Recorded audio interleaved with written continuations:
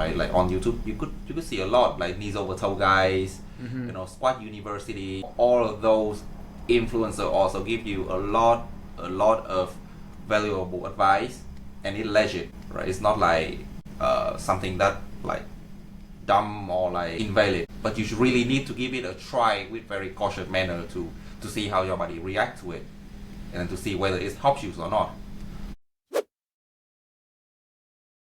And welcome to another episode of Common Sense Workouts, where we take the complexity out of helping you reach your health and fitness goals. Today's episode, we're going to talk about how pro athletes train, why they train, and is it a good or bad idea for you to train like your favorite pro athlete? So let's dive right into it with Coach Hayden. Hello, everyone. Let's start off with that first question. How do pro athletes train? That's a very broad question, but why don't you give us more insight into like what specifically pro athletes do with their training? So when we talk about pro athlete, we talk about somebody who play a specific sport as a job, right? Right. And in order to do so, a pro athlete need to focus and devote all the time for them to get really good at what they are doing. It might not be even like a full every role in a sport. It might be just very small role in the sport, and they need to get very specifically good at that, right? So for pro athlete training, what I notice is like they train very specifically. They don't actually train for health. They train for title, award. So all of the training all come down to whether it helps them to become a better athlete or not, whether it helps them to win the next tournament or not. And it makes a lot of sense since it's all about risk and reward, right? You have very high reward and you need to take a higher risk, and you need to be very specific about what you do. I think that's the biggest difference in training for general population and training for a pro athletes. Like when we talk about pro athletes, it's literally somebody just train and compete all the time. It's not about like some semi-professional where they have like training and competing as like a part-time job. Yeah, and obviously one of the reasons is that like it's their career, so they have to do that, right? And because it's their career, so probably they're gonna stay in there for like 20 years, 30 years. The training also needs to allow them to stay in what they are doing in their job that long, right? So that's how pro athletes train. It's interesting to think about, I guess, to look at it from that angle. I wasn't expecting you to give that kind of answer, but yeah, that makes sense, right? Like, what did you expect? Well, I thought maybe you're gonna go into things like intensity or like exercise selection, but coming from that broad angle, it really does. Well, I guess shifts the perspective, but because like I guess so being healthy, right? Like if you're a pro athlete, it's sort of a byproduct of you focusing so much on training. On the outside world, it might seem like they're training really hard and doing all this physical activity, but it's actually like sort of the byproduct of refining their skill. That's right. Like what you're getting at. Yeah, absolutely. And also still there's a lot of pro athletes that they are just healthy specifically to what they need to do, right? So basically it's more like a performance preserve and performance improvement instead of like being healthy at a human being, right? So when we talk about that, like for prime example, what comes like straight into my mind will be somebody who compete in sumo, right? You can see, well, don't get me wrong, they are very strong, and again, like they might look that they have a lot of excessive fat, but they has a shit ton of muscle, man. They are so strong. The thing is, you cannot still deny the fact that they had a lot of excessive fat, right? Just because that's the specific requirement for the sport. Mass move mass, and when all of your opponent is like 300 pounds, you cannot win if you are 200 pounds, right? You gotta be up to that level.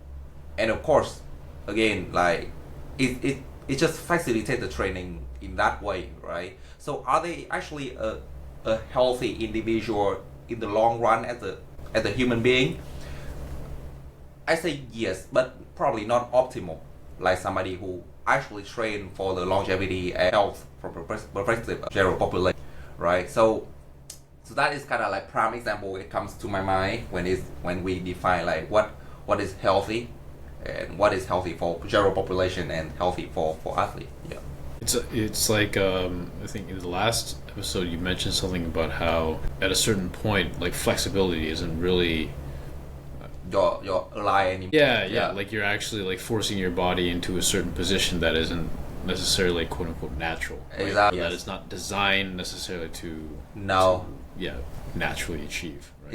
Exactly. And we talk about the gymnasts and all the like traditional martial artists, right? Because I train in karate, so I know very well that like I was very flexible, and recently what I learned is that like you genuinely you don't have that range of motion, so you're gonna have to bring it from somewhere, and of course it's a compensation, right? So very helpful for competing though, because if you don't have that flexibility, you cannot perform what you need to perform.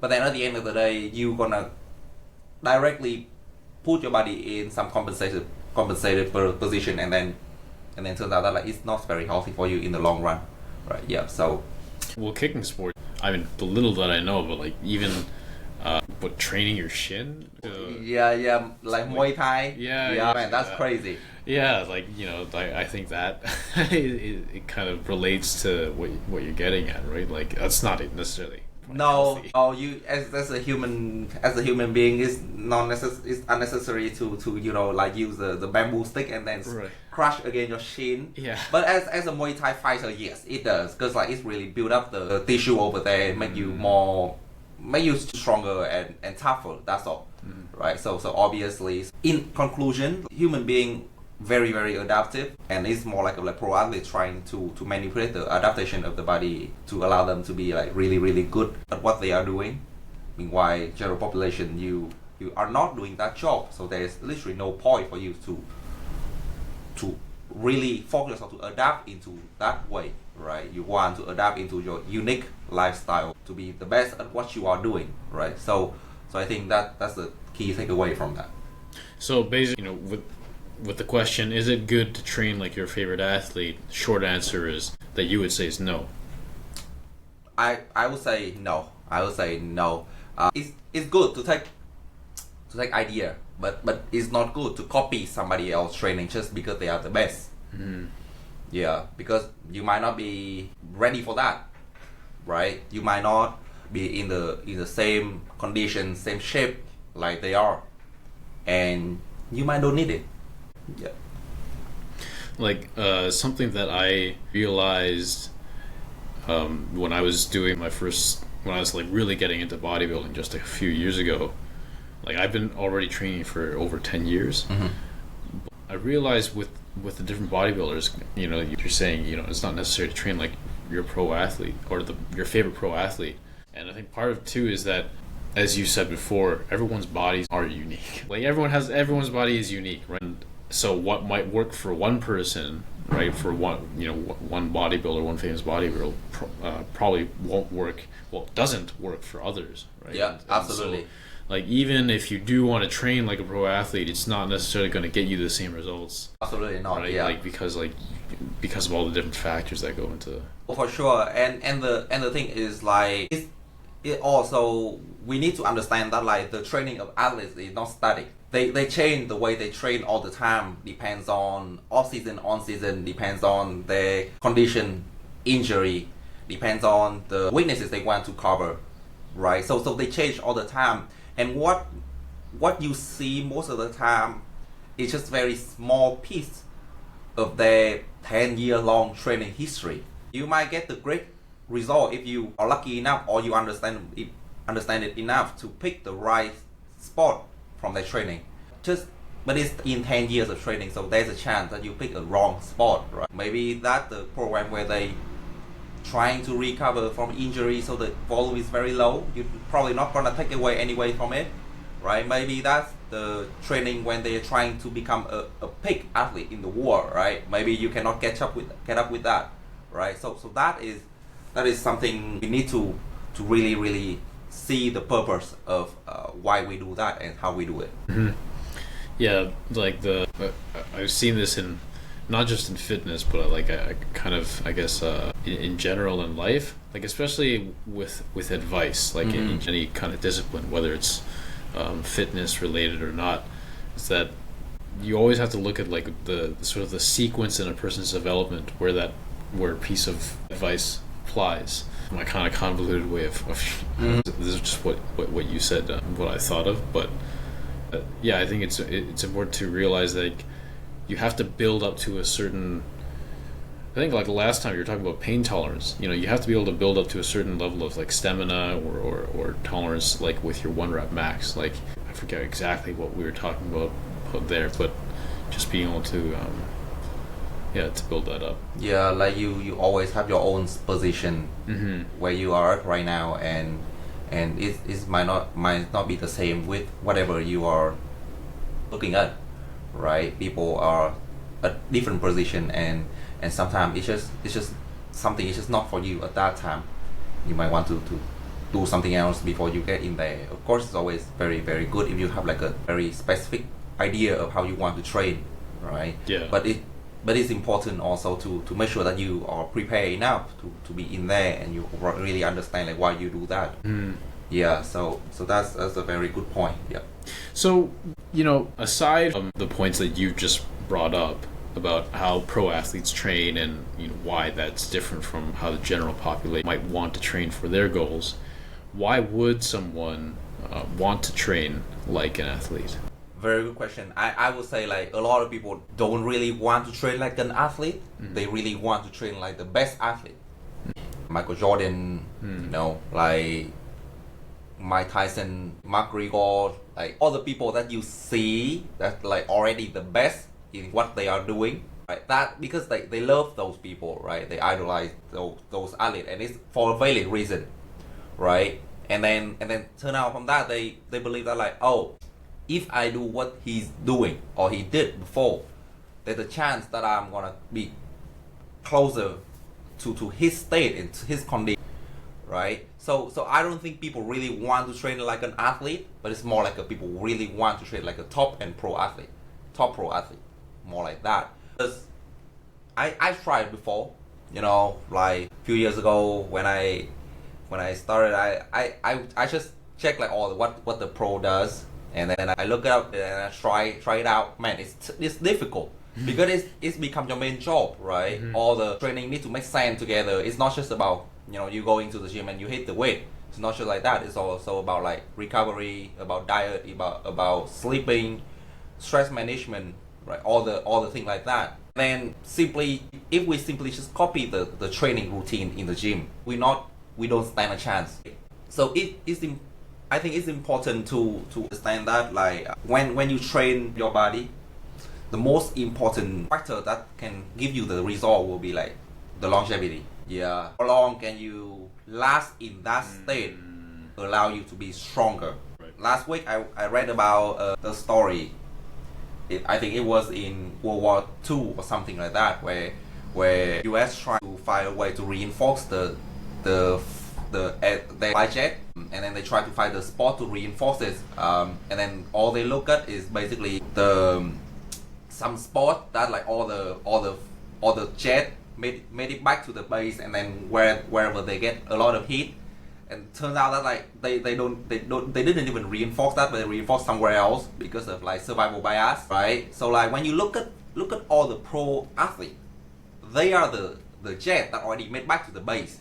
And then you'll be like, oh, so he has all the injury here and there. Let me just protect that. But they didn't really think that like he made it to the top with that injury, with that problem. So probably it's not that important for now, right? Probably somewhere will be more vital for you to actually tackle it before you can get to that part. I see. Right? And then at that point, people only focus on let me improve what he didn't improve or what he's weak at. Why they actually should do something that like they should look at something that allow them to be on that level first. And most of the time it's a different thing, completely different thing. Because the pro athlete, they already addressed that, right? No way they can get to that top level if they didn't address that before. But that you don't see because it never show. And most of the time it's pretty repetitive and boring process because you do the same thing over and over again.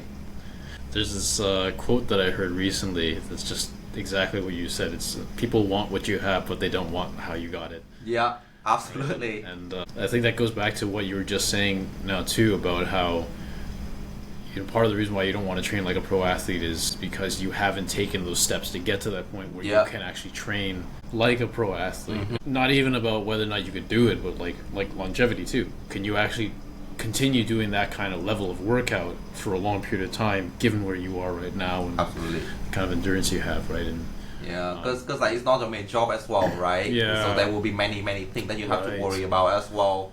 You can't just ditch your job and say like, okay, I'm gonna train 8 hours per day and then I'm gonna go home, eat and sleep and then repeat it, right? Because you don't actually compete and you don't get anything out of it. Mm-hmm. And it's tough. And I train at low level and I compete at low level already, and I know it's tough because like everything you're gonna have to spend for it. You don't get sponsored for it, right? Yeah. So that means like you basically become like jobless. All you will do is just basically train and eat. All of them gonna be like very expensive for you, right? And also might get very bored for you too.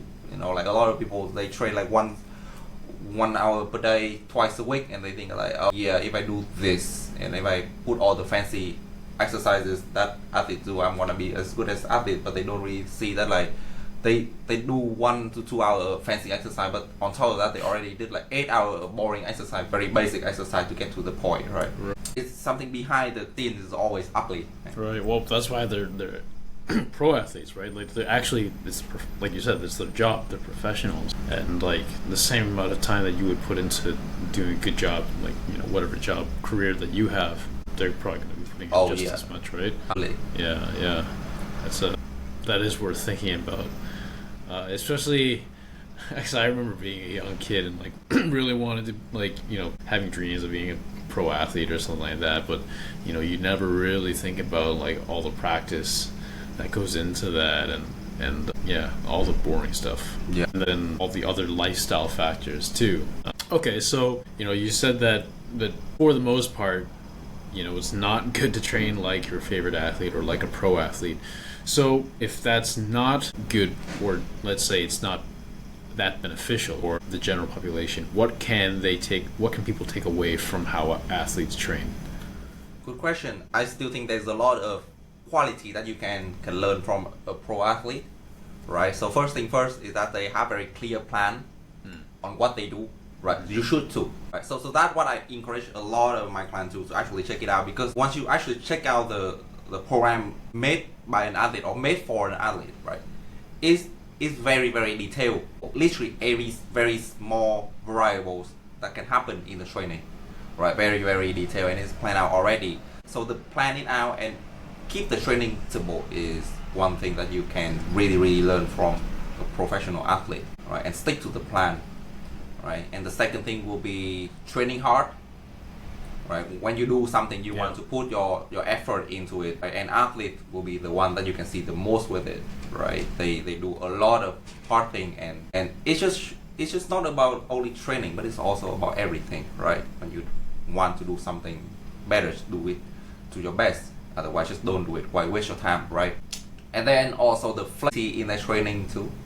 We talk about their condition, it can change drastically overnight, right? Today they still compete, they get injured in the competition, and then that's it, right? They have to change the plan of training. They have to change the plan of competing, right? And it can happen. If it can happen to the pro athlete, for sure it can happen to anybody else too, right? So it's good to understand that there's nothing wrong about having some setback, having some injury in your training. The only thing you can do at that point is basically how you take it and how you move on from that. And athlete also like the best people who can teach you that, because they deal with that every day, right? And then so we can learn about like if you are a little bit higher level and you start to understand what they actually are doing and why they do that, you can take their training as a template and then modify it so it fit into your training, right? I do that all the time, not only with me but with also my client, because they are so smart in that. It's just not because they work hard, but they are so smart.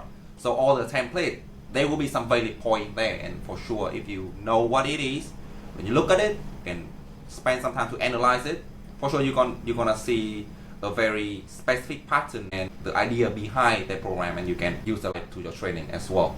It doesn't really need to be about like intensity or volume. It can be like exercise selection, it can be setup, it can be programming, right? So many things in there that you can learn from them, because most of the time it makes sense, but at the end of the day you really need to understand that like there's a part that they already addressed before, right? Same with like back to the survival bias. There's a part they already addressed before, allow them to do so. So at that point you really need to give it a try, not too much too early, too quickly at the same time, right? So to make sure that like you really ease yourself into that, and then be flexible with your training, because some shit may happen, right? And then adapt to it and become a better version of yourself, right? There's nothing wrong with training like an athlete. It's just like you might not be ready to train like the top athlete. Train like your athlete first, like your version of athlete. Stay disciplined, make sure that you recover well, make sure that you adhere to the plan, stick to the plan, and make sure that you are being honest with yourself, right? About like the progression, about the feeling, everything else. Put your ego aside, and just stick to it. That's exactly what I was thinking, is ego lifting, because I know. Oh yeah. I mean, I think that's actually the best example of this in the gym, right? Is like, I remember I had one client who was he's younger, and he wanted to lift because he saw Arnold lifting like curling 50s or whatever. Oh, wow. And he, so like that was his goal, right? He Yeah. wanted to like be curling like 50s. And Yeah. I caught him at the gym one time, like just doing really horrible form just to be able Yeah. to try to do the curl, and it's just like it's like you're saying, like you can't expect to lift that weight just like overnight. You have to like work your way up there, and that's what people don't see. But in terms of modeling training after what pro athletes do, you know, you're talking about the templates that a lot of these pro athletes have and how they do their programming. Are there any examples of athletes that you have that you've taken some pointers from, or used some of their techniques or whatever in your training with clients? Absolutely. About the technique and about the exercise selection is very source when you learn from an athlete. Mm-hmm. Given that you really put your time in order to research like why they do so, right? A lot of time I pick the exercise, the setup that pro athletes do in their regular routine, just because it is like really fit into what I'm looking for. For example, like somebody who's looking for gaining a lot of muscle, and I look at a lot of bodybuilders. Recently, they're trying to emphasize the what's it called? Partial length, man. I forget the name. It's just disappear out of my mind. Partial length and reps, like put it in the stretching position. Yeah, and then in order to do so, there's so many exercises that you actually need to modify the setup in order to get that out of the training. And if I really want to give it a try, well, I mean, there's nothing wrong about give it a try, right? With somebody who's looking to build a little bit more muscle, then I'm gonna just set it up and see how it do to people, right? Of course, again, like everybody's bodies are different, are unique, and sometimes it works for somebody, sometimes it doesn't, right?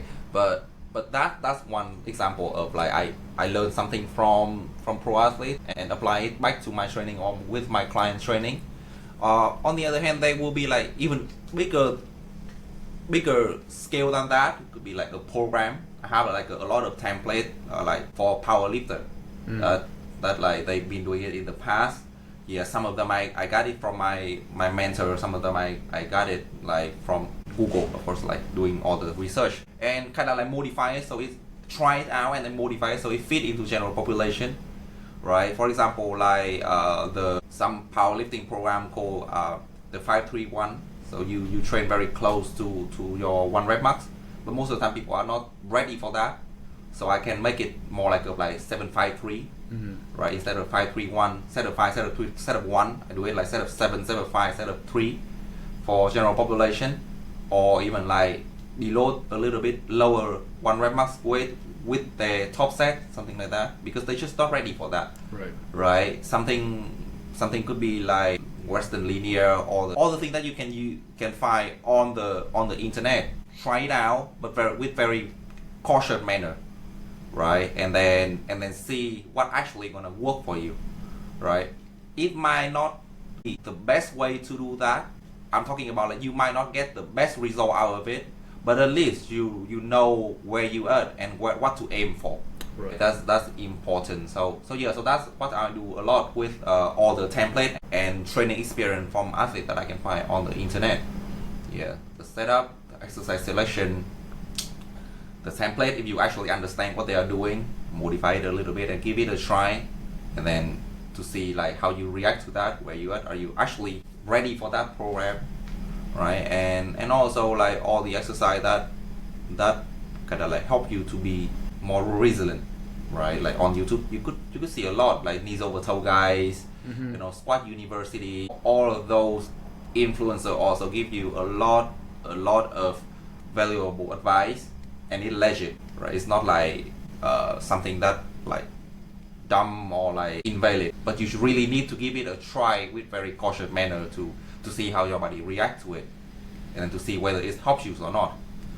So yeah, so that like usually my approach to whatever I see on the internet. Yeah, you see that, but don't take it for granted. Just give it a try first. Yeah. Since you mentioned influencers, because I was going to ask you anyway, what is your take? Let's say, because there are influencers who are legit, like Layton Norton comes to mind for whatever reason. Like, people who are actually, they have degrees in exercise science or whatever a scientific discipline. But let's say people who are just, they're like Gymshark influencers, right? What would you say about those type, or even, honestly, even a lot of bodybuilders, a lot of IFBB pro bodybuilders, not to sort of shade or anything, but I mean, from what I've seen, I can't say that it's all the best, like lifting advice, right? So I guess one, what would you say about sort of that grayish area of fitness influencers, and then two, how would you go about evaluating the kind of advice that they offer? They're always going to be gray area, and most of the time, anything that you take from internet, even from us as a personal trainer, fall into the gray area like that. Right. Because at the end of the day, and we already talked about like for the last few weeks, right? Everyone's bodies are unique and different. Something might work for somebody, probably won't work for you. So that fall into the gray area. And I'm sure that like all the influencers, they give that advice for a reason. And the most often reason happen is because it works for them. And you really want to take that advice in, sit back and look at it and see like why it worked for them. But not many people can answer why it works for them, right? So I would say like more like how it worked for me. And again, in order to know whether it worked for you, you better give it a try with very cautious manner, right? For example, if somebody say like, if you want your arm to grow bigger and you want to train your arm with like and set of 10 repetition or like 1,000 rep workout, right? Okay, sure, give it a try then. Give it like 1,000 rep workout a try, but just don't go with regular regular weight that you've been doing with set of 8. You're gonna die. Right? So maybe start with like very lightweight, very baby weight. Well, in order to do so, you gotta put your ego aside, right? In order to actually give it a try like that, because once you try something new, you cannot expect that you're gonna be very, very good at it right away. Okay, so you gotta be cautious about that. Start with baby step and see how your body adapt to it. And I believe like all the influencers, they gave that advice to you. When they gave that advice, they already been through that sport before. Yeah. They just didn't talk about. They just don't talk about that. Yeah, yeah. Right. They should talk about like, yeah, let's pick the heavy weight that you can handle, and then go for 1,000 reps. I don't know if you mentioned these like this 1,000 reps. Have you heard of Rich Piana? Yeah, yeah. It's like 8 hours. yeah. 8 hours. That also means like 16 mini workout. That's crazy, man. Yeah. All right. That's what I was thinking about when you talk I about know, that, right? Yeah, growing bigger arms. it's also like coming to my mind right away. Legend, man. Yeah, like no, you can't do that. Yeah. As like a like general population, because like you gotta rest, man. Like you can't do that, right? But yes, so that, well, there's something that underlie behind what he say, even though it sounds like a meme. That actually he just talk about just train hard. If you really want to improve something, just train hard. Find a way to train hard, and it's just not about push as hard as possible. It's not about training hard, right? But it's about push hard, but also smart too. Pushing hard is not the best way. It's not always the best way to push through something. You know, in order to push through something, you gotta push hard, but also find the best way to push, right? It's kind of dumb if you push hard in the hardest way instead of push hard in the easier way that allow you to be more comfortable and get the same result. So I'm sure that like a lot of piece of advice on the internet, and people kind of like take it, will tend to toward the side of like pushing hard and train as hard as you can. And then there will be another part of like, you know, train smart and be really smart about that. You want to take both of it, right? At the end of the day, if you really, so that's one of the reasons why for the last few years, like people in the industry been bouncing between, you know, science-based lifting and just lift. And I think that like sometimes they just bouncing because they see the extreme end of the spectrum, right? Some science-based lifter, they just talk. They don't really actually lift that hard, right? They just science-based, but they don't even push themselves to close to the failure. So of course they don't grow, right? And some just lift individual, they lift really hard and they grow so much.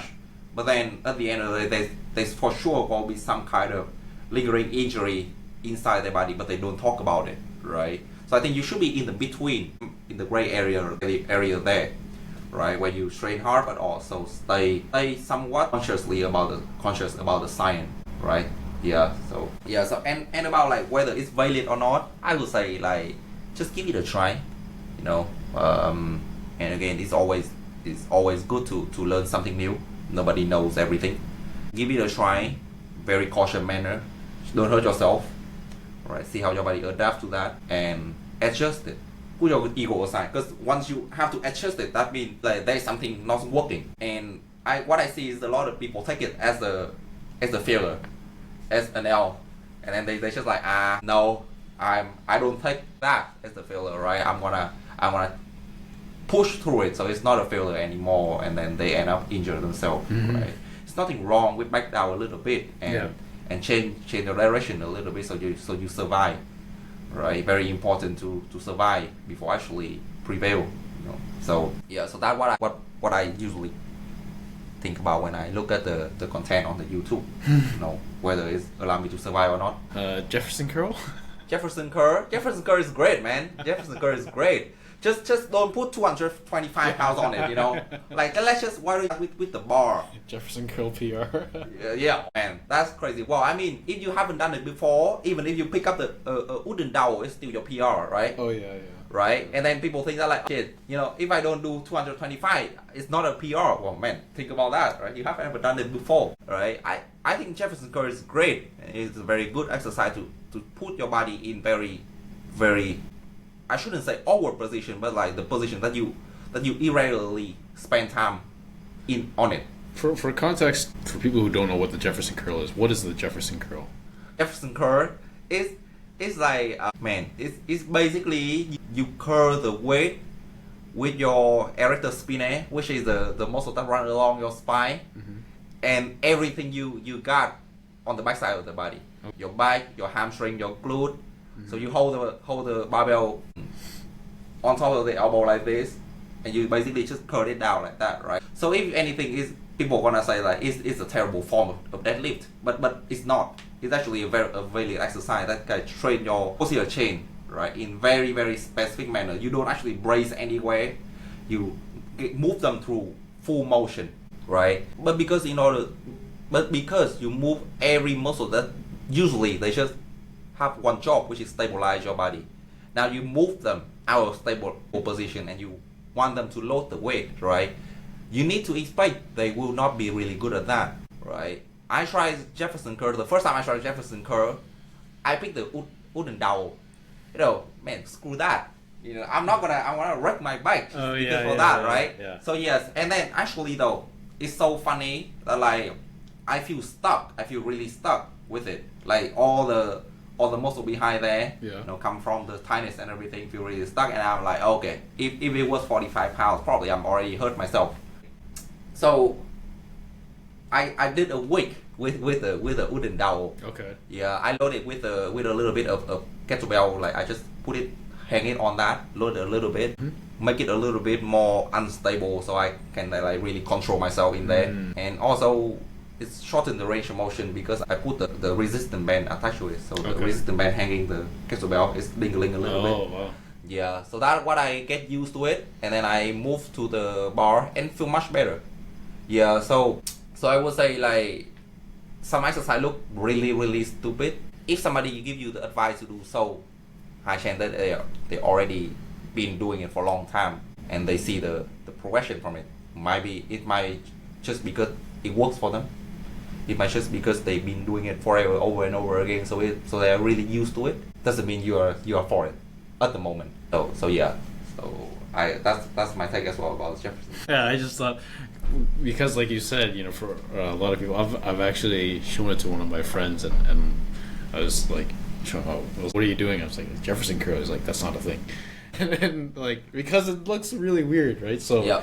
I don't know why I brought that up, but but because that's valid. there's something that you might see on online, and you might be wondering like, oh, that can't be real, right? Mm-hmm. So I guess like like you said, it's worth trying something. Just don't push yourself. Like just test it out really lightly.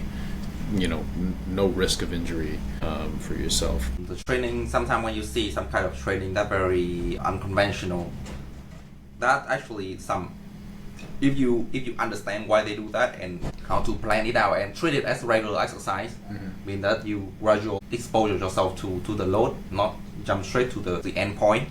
They can be very, very strong exercise for longevity and health, because life is unconventional. You don't really expect. You like go grocery, you cannot expect, and also you cannot do that to put like 2 bags of grocery in the same weight. So it balance yourself out, right? They're always gonna be one bag bigger than the other one, unless you. Well, last week I watched a competition. Like it's a weird competition. Like no, not the competition. It's a show where people like have some kind of object and they try to cut them into half and like literally like weigh the same. Okay. So weird, man, but it's so addictive. I don't even know. Like the dude that has a donut, and he kind of like he look at it a little bit, and he cut it, and it become like 2 pieces, and he put on it. It literally weighs the same for some reason, and it's not even like a regular circle donut. It's like the same weird shape. Yeah. Oh, so fun, bro! Like they even divide the broccoli, the watermelon. It's crazy. I'm like, what the hell is that? But yes, so if you have a lot of time to do so, then your life could be like conventional, but most of the time it's unconventional, right? Right. Gotta do something that unconventional to make sure that you are prepared for that. Yeah, what was I reading the other day about? I forgot. I was reading this in particular, but it was talking about the fact that if you think about how we actually go about walking and everything, we actually spend a lot of our time balancing ourselves, right, as opposed to standing on both. Absolutely. And so there is a lot of that, to your point, that it's not what was I getting at here? Basically, like you have to kind of prepare yourself for, like, it's not going to be a perfect one-to-one from your workout to like everyday life, but you want to kind of make it so that you're preparing yourself for the sort of unpredictability of everyday life. That's very true. If that's what. That's very true. Yeah, even your body is not symmetrical, right? So you can't really expect yourself to train for the symmetry, right? The of course, always the closer to the symmetry, the better. But again, like your right half of the body is like 5 pounds to 10 pounds heavier than your left half of the body. Right. Just because the organ go to that side more. The liver, the intestine, they favor to the right side. So the right side will be denser than the left side. So that also leads to a lot of time, very common and very comfortable as well for you to, when you stand still, you kind of like lean a little bit on the right side. Right. There's more matter there, so it's more stable, right? And when you lean on the right side, your body gonna turn to the left side, of course, because if you turn to the right side, you're gonna fall, right? Spend too much time in that, you start to have the compensation between left side and right side, right? And then compensation lead to another compensation, otherwise you're gonna move in a very weird way, and then you keep layering up and up. So the best way to think about that is just need to be prepared, man. Like, you don't really need to know all the specifics about what happened in your body. You should need to be prepared for whatever gonna happen in your life, right? Train for it and just stay aware of what you are doing. That's all. Yeah. Okay, so to recap, is it just the final verdict? Is it good or is it bad for you to train like an athlete? It's good. It's good to train like an athlete. Okay. But pick the right athlete. Okay. All right. Pick the right. Oh shit. All right. I'm good. I'm good. Yeah. We're good. Yeah. So pick the right athlete to learn from. Yeah. All right. And learn the right thing. Also respect your people, your body too. Respect your body. Yeah. Yeah. It's good to train like an athlete. They has like all the quality and discipline that you are looking for. It's just that just don't copy one piece of it, one piece that you like about that training, and then say that you are doing like an athlete. You know, there's a bigger piece than that to tell that you are doing like an athlete. Mm-hmm. And better copy everything and do at the level that you can adhere to. Right. Okay, so we've been talking a lot this episode about how pro athletes train and sort of what the general population can take away from that. Do you have specific case studies or client success stories that you can talk about specifically, like just to walk us through what your training method looks like? Yeah. Most specific one I can talk about will be Betty Bettelham. Okay. Yeah, she's one of my pretty unique client. Not so unique in terms of like general population. You're gonna find that so many people like that, but she's quite unique because she has very interesting way to look at the training. Okay. Yeah. Interesting way to look at the training. So she wants to get better, and she was dealing with pain when she came to me. Yeah. But it's just crazy. It's just crazy that like she hates the gym, man. She hates the gym, and she not like she hates it, more like she freak out of it. Like Yeah. we talk about lifting weight and all the gym, she was like terrified.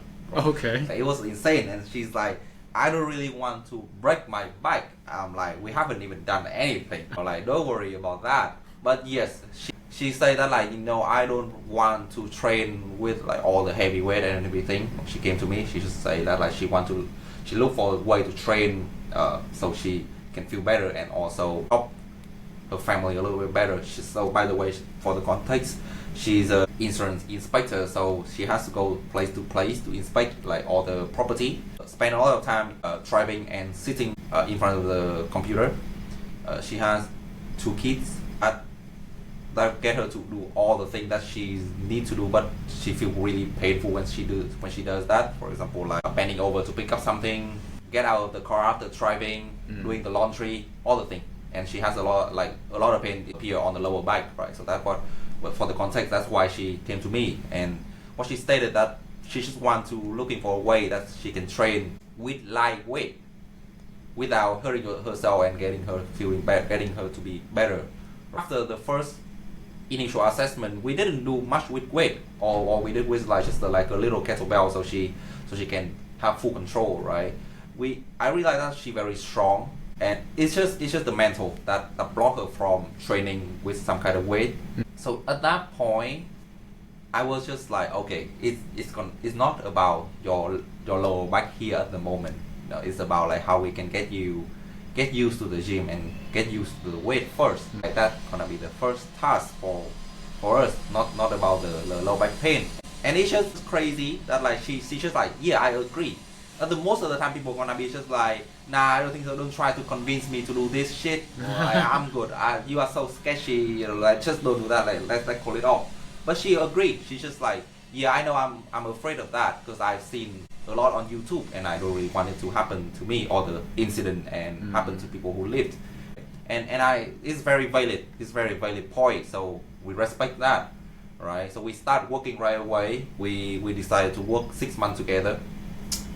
To see how things goes with her. So we start the first month completely doing with very little weight, not little weight, but very controllable weight. So like kettlebell, like dumbbell, and we eliminated anything that seemed risky to her.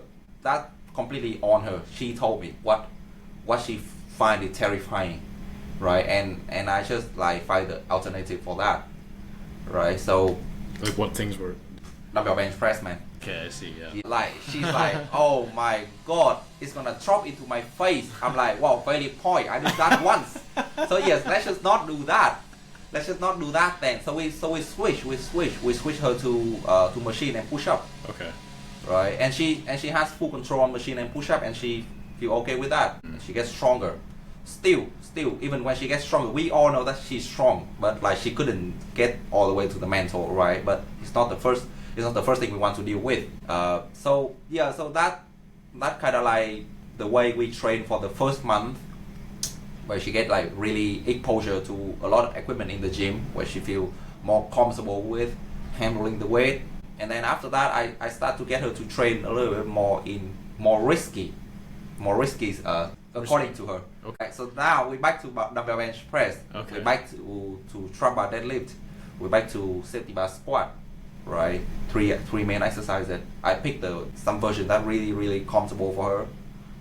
But at that point, it's like 2 months in training already. At that point, she's still kind of terrified to it. The only thing that seemed very promising will be the trap bar deadlift because the weight is on the ground. Right. It doesn't dingling anywhere. So we decided that like we only keep the trap bar deadlift for her. Takes her the few time to actually get used to it. She goblet squat with like 55 pounds dumbbell. Wow. And then, well, the safety bar is like about like 45, 55, and it's on the ground. But she fumbled because she's scared of it, right? So it took her about like 2 weeks or so for her to get really used to that. And then after she get used to it, she moves so fast. She get better so fast. Yeah. The 4 months of training, I believe, 4 months. Yeah, 2 months with the trap bar deadlift. She deadlift around like 135 pounds. Wow. For reps. For reps. Yeah, for reps, like few reps and still some in the tank. So I would say for reps. So it's amazing. She loves it. Now she look at the heavy weight as a friend instead of like something that give her the satisfaction, right? Instead of something that like scare her out of the gym, right? Yeah. So at that point we decided to reintroduce her body to the other two lifts that she been really scared of, which is the safety bar squat and dumbbell bench press. And also that point, 4 months in, we still doing push up and machine chest press. We do nothing involved into like the weight flying over her head like that. Right. So that's after 4 months. That's the third time she actually did the dumbbell bench press. Third time for 4 months. So we get in there. I just like, on the machine you push 70 pounds already on the machine. So this is 5 pounds. I'm sure you can handle that.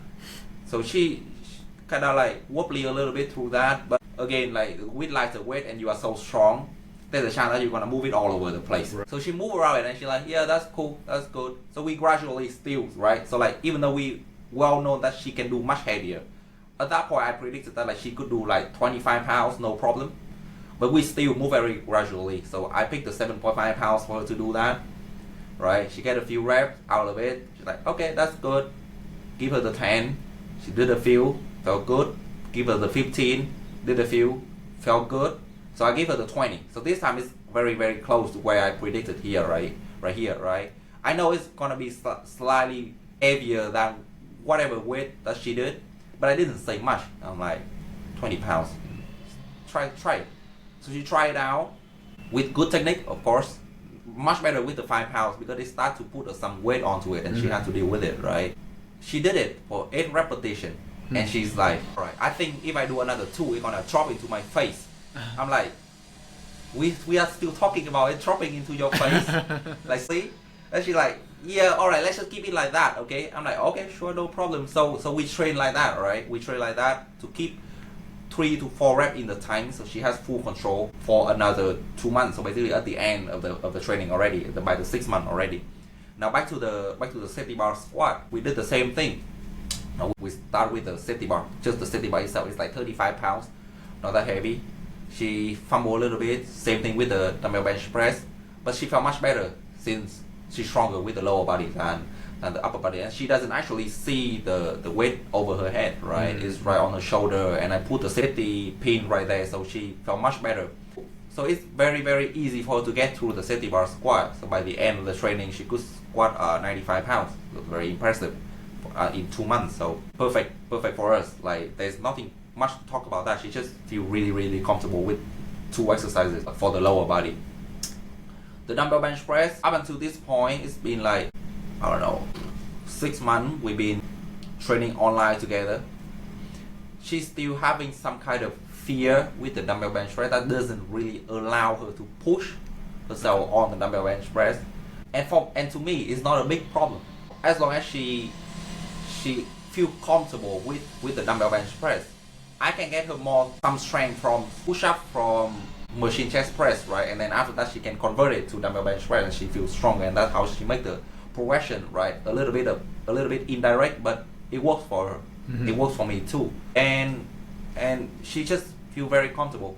After 6 months of training, the low back pain under control. I would say under control. It sometimes happen, but it's very, very little.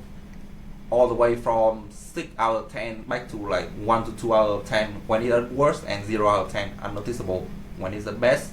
Right? She felt comfortable. She able to pick up heavier stuff. She able to do the laundry with ease. She start to join more activity with her son, swimming, hiking with long distance without low back pain. So all the things that she wasn't able to do comfortably or wasn't able to do at all before, now she could start to open herself to do it. And that's what's the most important, right? It's not about convincing her to do the dumbbell bench press and try the PR out of it, right? It's not the goal. So from Betty case, what I learned is like, what successful defined to people are very, very different. You know, some people not gonna be satisfied if they cannot push to the failure on a certain lift. Some people, they just want to live a little bit better and more comfortable outside. And even the fact that like we couldn't overcome the fear, the dumbbell bench press, that she could do it at her maximum potential, is completely okay, because she find her way to get stronger with that, right? Different modification, and she's still able to do it, not at very, very high level, but now at least she doesn't talk about like, oh, I'm thinking the weight gonna drop into my face anymore, right? So that like really, really important, and that's very powerful to me. Same thing with breaking the back. She keep pushing on the weight, and she never talk about like, I think it's gonna break my back. She just say like, it was work hard, but it's okay. So completely 2 different conversation from the beginning to the end, right?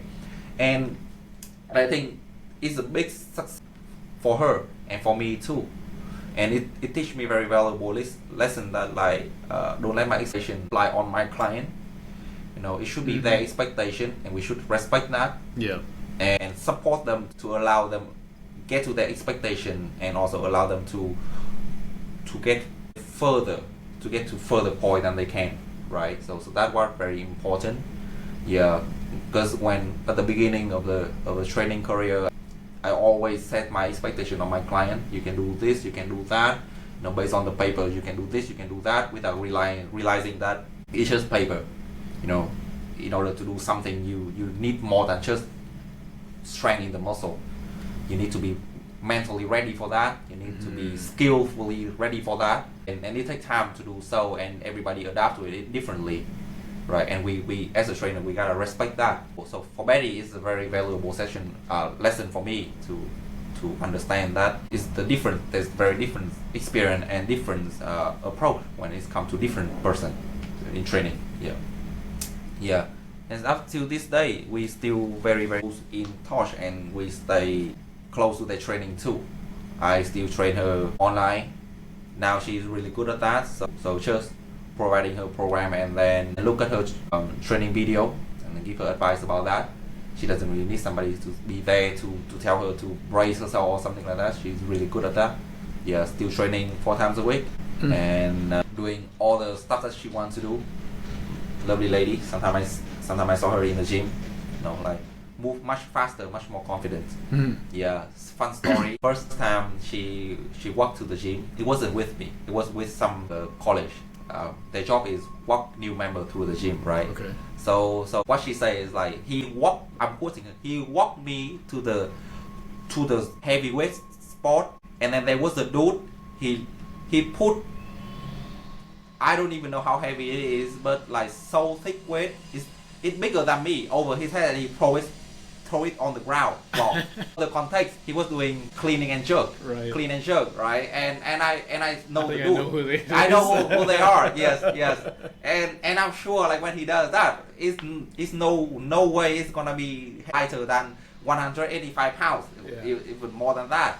And she was like, I'm terrified. and it happened to all of my clients. It's so funny. Like all the time we train at that Olympic platform, and the dude trained there. Yeah. All the time he's trying my clients just freaking out, and it's just like, oh, like is he okay? I'm like, he's okay. And all of my clients like, is it necessary? They just like, is it necessary? I'm like, yeah, it's necessary. It keep him safe. We don't want to call 911 here, so yeah, it's necessary. I'm like, oh, sure. But that also shows that like how terrifying it can be for like people who doesn't really know what is going on in the gym, and then I would say like all the stuff on media really kind of like pushed people a little bit away from the gym. Not so friendly recently. What I see. Oh yeah. Like a lot of stuff just for like gym rat, and then it's getting really viral, and then there's a chance that like the general population gonna see that and they're gonna freak out, right? So I think is very important, as well as the whole industry. We need to make it more accessible and also friendlier to people, because at the end of the day, it's the environment of training, and you have all the right and you have all the ability to pick what you want to do, how you want to do it, and what's the best for you, right? So you are completely in control, right? And need to take advantage of that instead of stay terrified of it.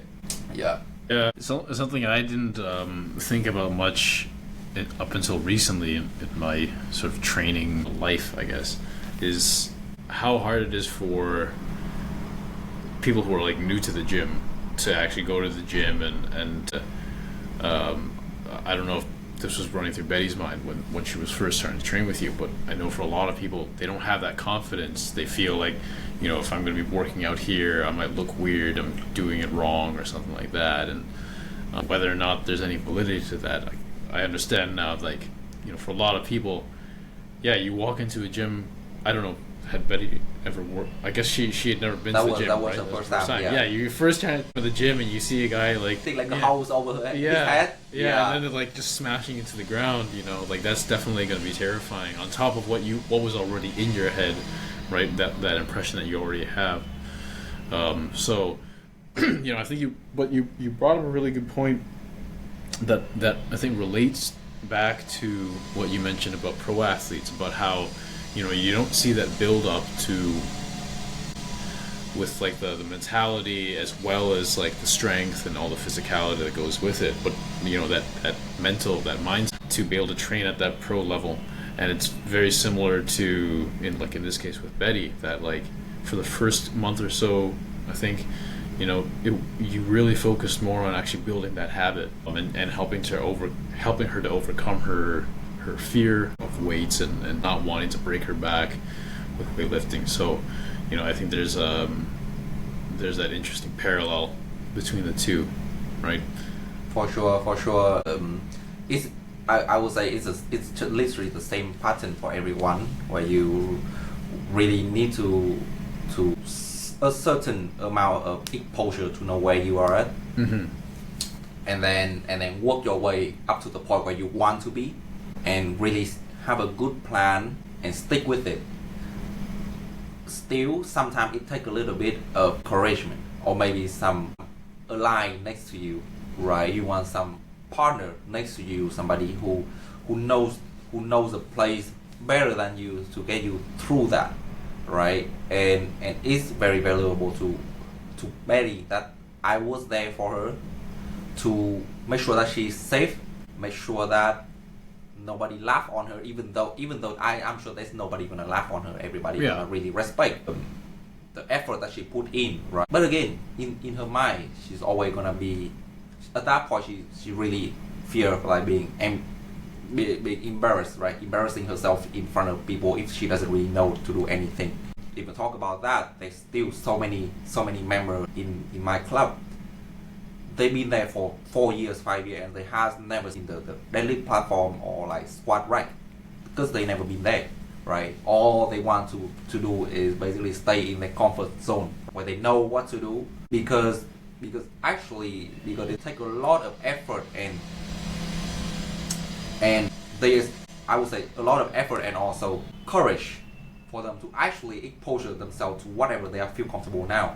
A lot of my clients, they stated to me that like when they go to the gym, they go straight to the treadmill, right? Because it's so easy to use, right? You just hop on that and you walk. Yeah. And they stated that like not because they fear that they're gonna hurt themselves, but they just don't really know other thing how it works, right? And then just for them to actually touch the machine, read the instruction, because all the instruction is there, right? And do it. Take a lot of courage for them to do it already, right? And because that's so much effort being put into that, imagine how much effort they need to have to be in the squat rack area, to be in the daily platform area where all the big guys around them, right, doing all the heavy weight.